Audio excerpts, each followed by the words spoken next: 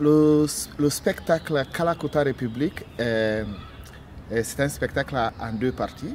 Donc, dans la première partie, j'ai essayé de faire le parti pris de cet engagement sans concession de Fela. C'est-à-dire que il faisait ce qu'il sentait quand il créait une musique, par exemple, où il dit, OK, allez, la musique dure 25 minutes.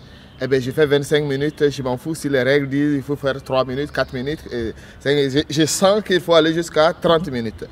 Et alors, dans cette première partie du spectacle, on a décidé de prendre 30 minutes de Fela et d'essayer de raconter le monde avec des mouvements, des danses simples, mais que les images du monde défilent pendant que la chorégraphie se déroule avec une seule musique qui se déroule, quoi. Donc c'est un peu il y a un côté un peu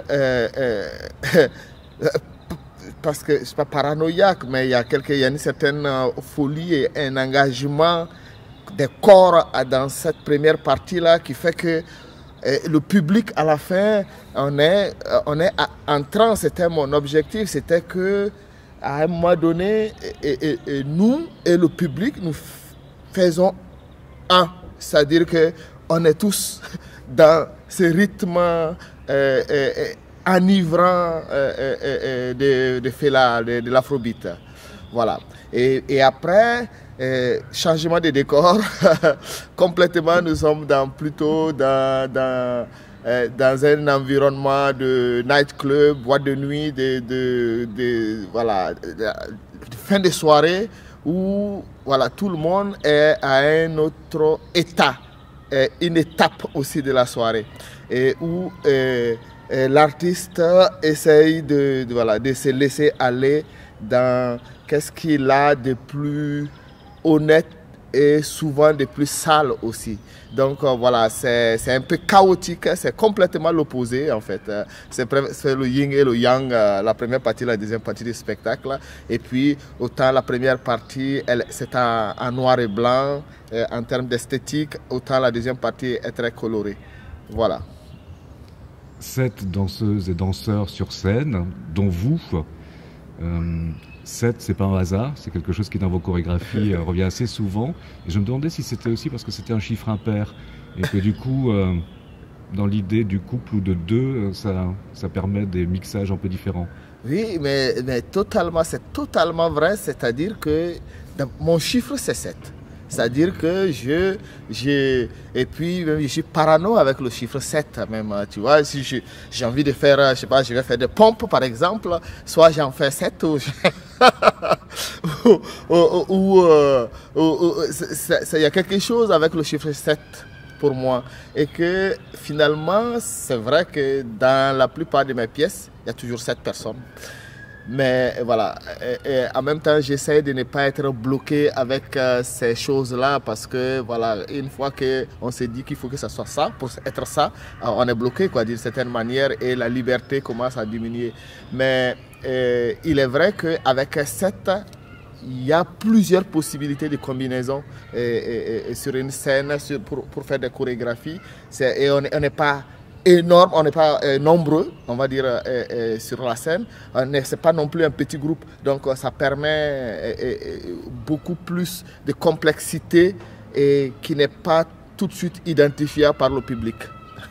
Mais c'est quelque chose qui garde encore une forme d'intimité, parce que c'est aussi ça la danse, et c'est l'intime, c'est l'individu, et déjà quelque chose qui peut faire une société, un collectif, une communauté. Oui. Mais totalement, c'est-à-dire que avec cette pièce, avec Kalakuta République, il y a une chose que je cherchais, c'était... Fela a déjà été abordé par Broadway. C'était une grosse production avec beaucoup d'argent et beaucoup de gens sur le plateau, et c'était l'histoire de Fela.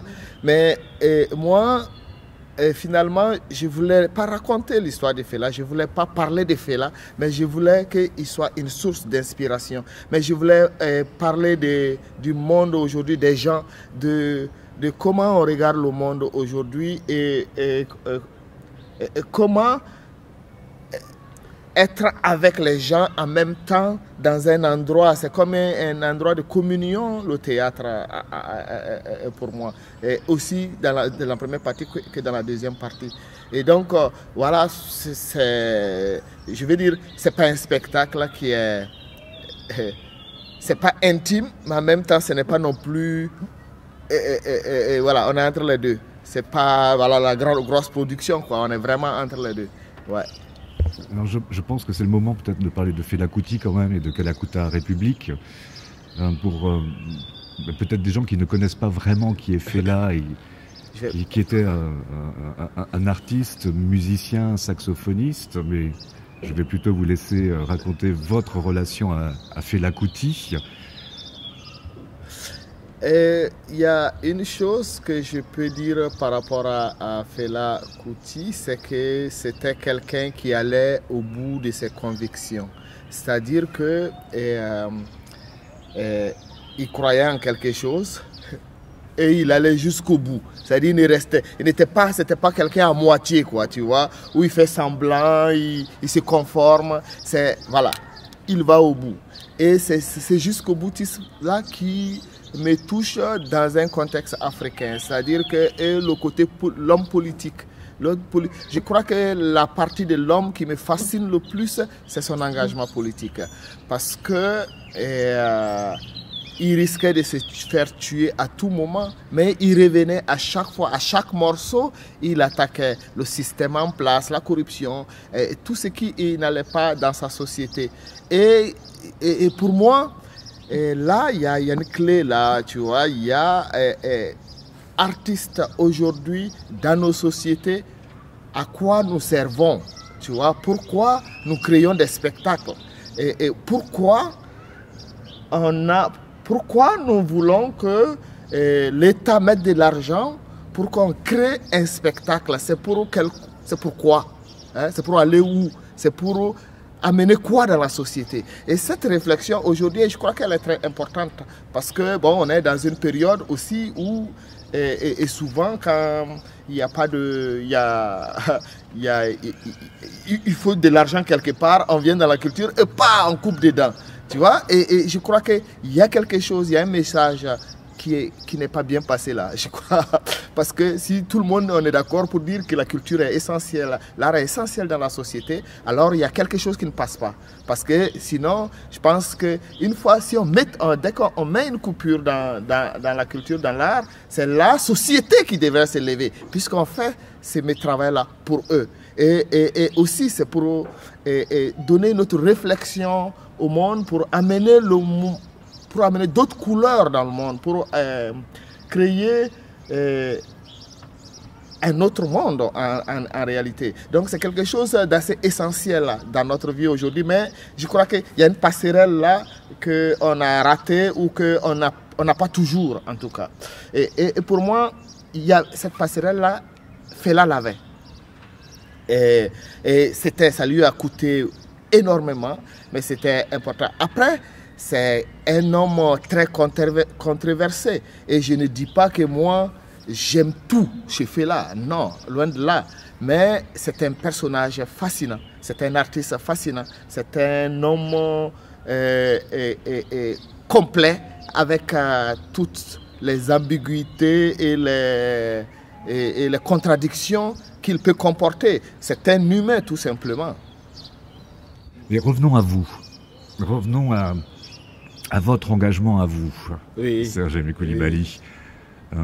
Cette pièce Kalakuta République, cette pièce chorégraphique, elle est née il y a 2 ans, 3 ans. Non, on a commencé à travailler là-dessus en 2016. Donc en 2014, au Burkina Faso, commence un mouvement de révolte populaire. Voilà, un moment où la jeunesse et les Burkinabés sortent dans la rue. Je pense à un mouvement qui existe toujours d'ailleurs, qui est le ballet citoyen, qui était un moment d'émancipation et de dire voilà, la période Compaoré, ça suffit, il faut imaginer autre chose, la corruption chez nous, ça suffit, voilà. Est-ce que c'est à ce moment-là que Kalakuta République est né dans votre tête? C'est indéniable que Et pour moi, je crois que le jour où j'ai fini de créer le spectacle Nuit Blanche à Ouagadougou, Kalakuta République a démarré, le spectacle Kalakuta République a démarré. Parce que Nuit Blanche à Ouagadougou, c'était un spectacle qui parlait de révolte populaire. Révolte populaire des jeunes d'un pays africain, donc le Burkina Faso, qui prenaient leur destin en main, qui descendaient dans la rue, ça parlait de révolte. Et dans ce spectacle-là, il y avait un rappeur qui est aussi, entre-temps, été leader du ballet citoyen, donc Smokey. Et du coup, j'étais très proche de ce mouvement et aussi des artistes engagés qui ont permis de faire basculer d'une certaine manière la société burkinabé. C'est-à-dire qu'ils ils étaient vraiment en première ligne, on va dire, de toute cette révolte-là. Et voilà, ils ont risqué leur vie, mais énormément. Voilà, ils étaient obligés de se cacher à plusieurs moments. Et du coup, à partir de ce moment-là, j'ai voulu rendre, après Nuit Blanche, j'ai voulu rendre à l'art, l'artiste engagé, rendre hommage à l'artiste engagé. Et donc, évidemment, Fela Kuti est cette figure emblématique-là. Et il y avait une chose aussi qui était claire pour moi, c'est que Fela, pendant toute sa carrière, a été le témoin de son temps. C'est-à-dire que ce qui le touchait dans le moment, les chansons étaient sur ça. Et moi, je ne voulais pas parler de ce que lui, il a fait. Moi, je suis, alors là, aujourd'hui, au XXIe siècle, je vis voilà, entre le Burkina Faso, l'Europe et l'Australie. Et je regarde le monde, je subis le monde. Qu'est-ce qui me touche aujourd'hui? De quoi j'ai envie de parler? Évidemment, je parle, du coup, déjà, on le voit dans le Kalakuta République avec des images de cette société-là qui veut faire la paix en ayant tué d'autres personnes loin, en se disant que, on va créer la paix chez nous en tuant d'autres personnes. Et évidemment, c'est l'effet contraire qui revient. Mais on n'apprend jamais de notre passé.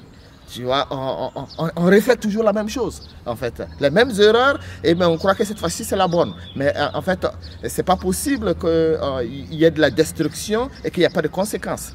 Et donc, Kalakuta République parle de ça, et aussi de ces vagues, de ces murs qui montent, et puis de ces gens qui arrivent, et puis on veut les freiner pendant que c'est nous qui avons causé le fait qu'ils arrivent chez nous.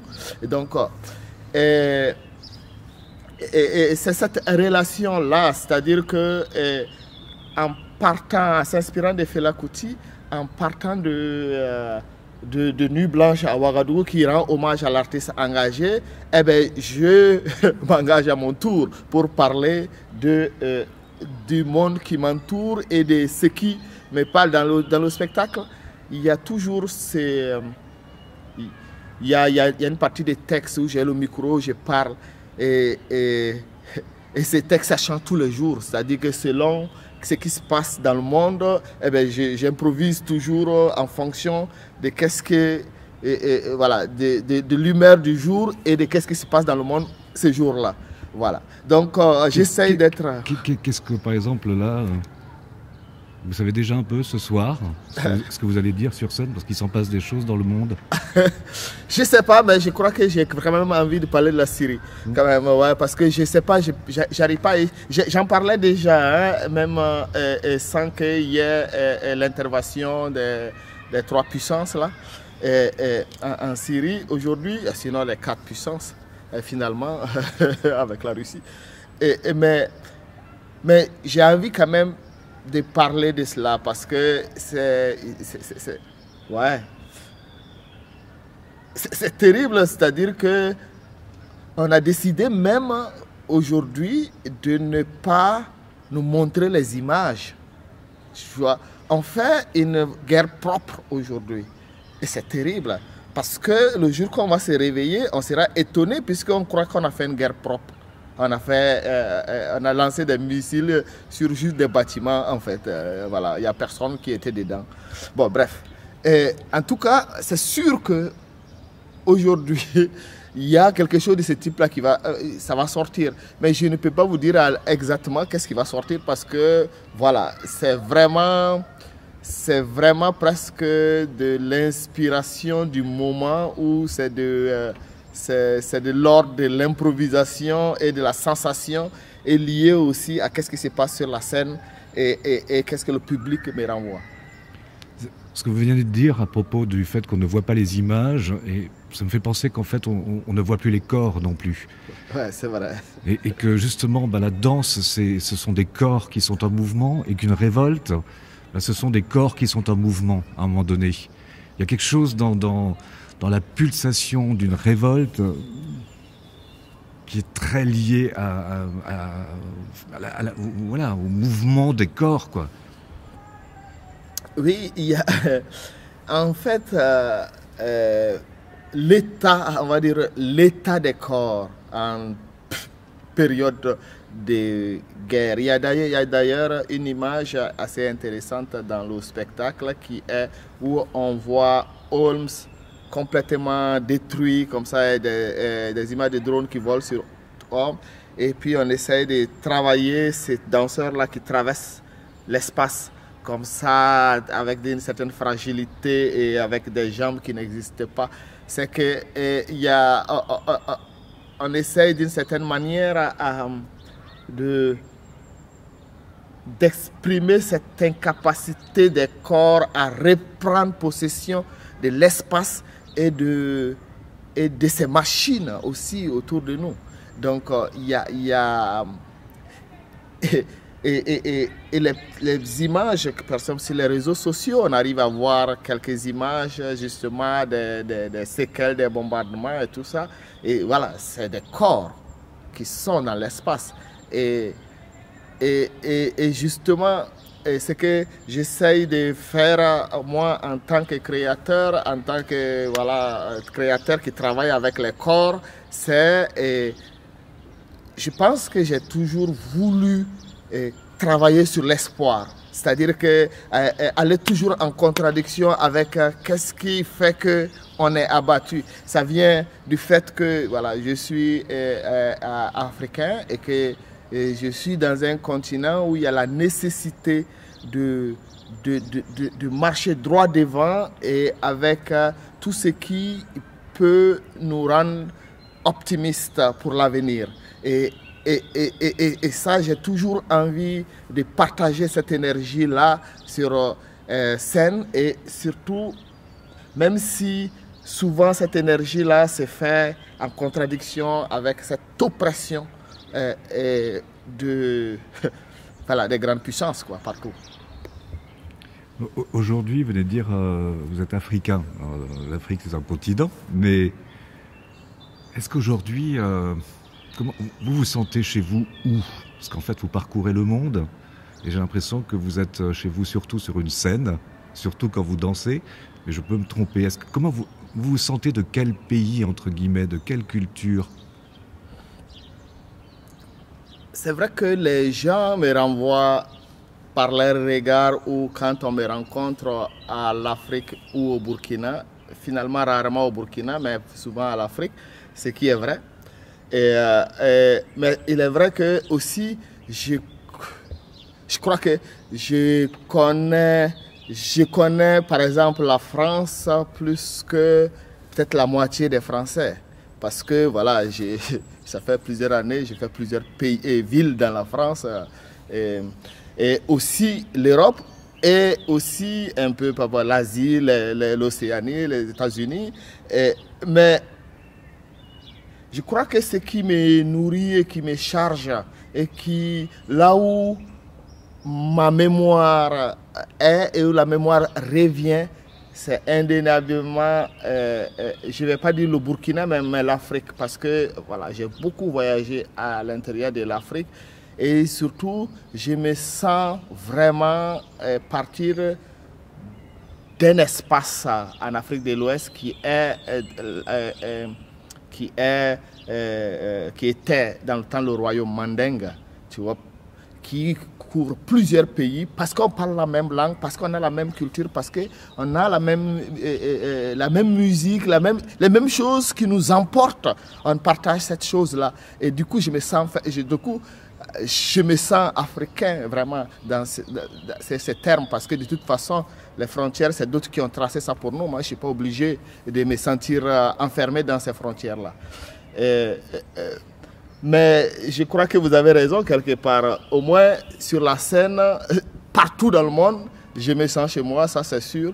Sinon, en termes d'espace, je suis tous les 2 jours, sinon tous les 3 jours dans un autre lit. Puisque voilà, je bouge beaucoup, énormément. Et c'est vrai que j'essaye toujours de faire ma valise à la dernière minute et de défaire ma valise à la dernière minute. Comme ça, je voyage, je suis le plus long temps dans un espace et pas en train de voyager continuellement. Là, vous venez de parler du pays mandingue. Il me semble que ce sera le prochain spectacle sur lequel vous travaillez, voilà, qui est justement un hommage au royaume mandingue. Est-ce que vous travaillez toujours avec Rokia Traoré sur la musique? C'est ça. En fait, le prochain spectacle s'appelle Kirina. Et c'est un spectacle c'est Rokia Traoré qui composera la musique.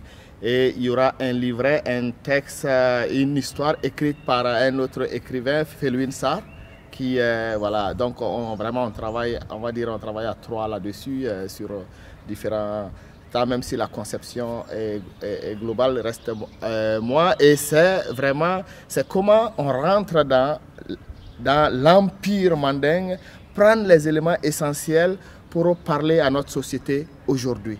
Donc c'est vraiment, c'est un spectacle très contemporain qui parle du monde d'aujourd'hui, mais qui s'inspire justement de cette force, cette puissance et cette fierté justement de l'Empire mandingue qui, là, l'histoire qu'on va raconter s'inspire voilà, c'est à partir du XIIIe siècle, quoi.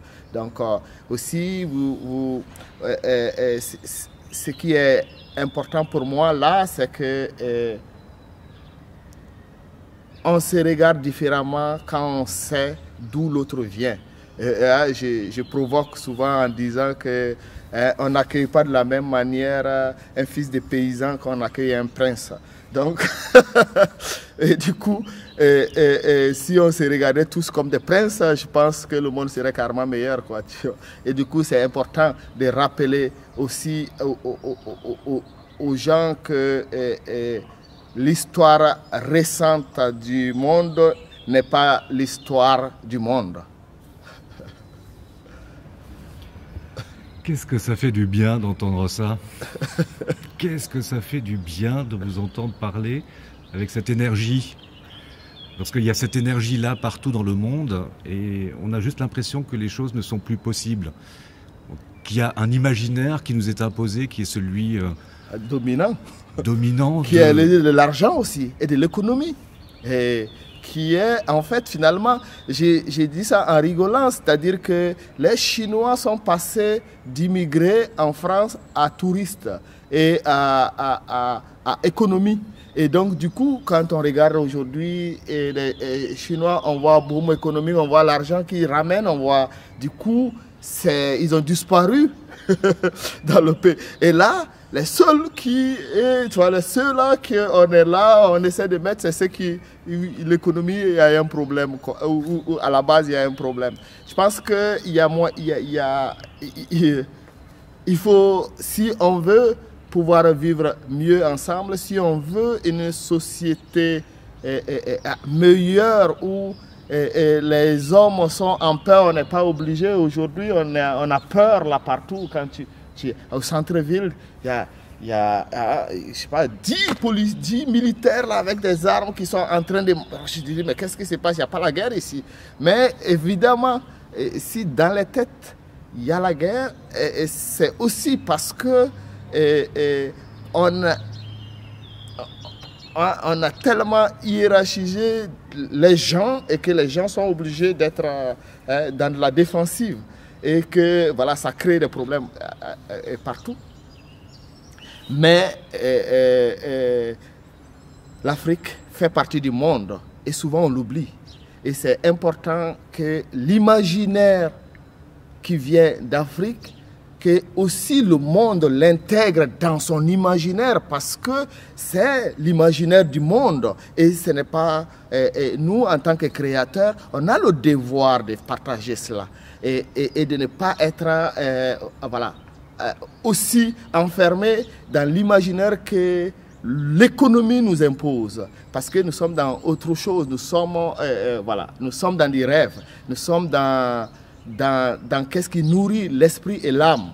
Et qu'est-ce qu'on peut apporter de l'autre côté qui va aider le reste du monde aussi à nourrir son esprit et son âme. Et parce que c'est le monde et le monde aussi a le devoir de l'intégrer, de travailler avec cet ensemble-là, parce qu'on ressort forcément toujours plus riche, en tout cas humainement.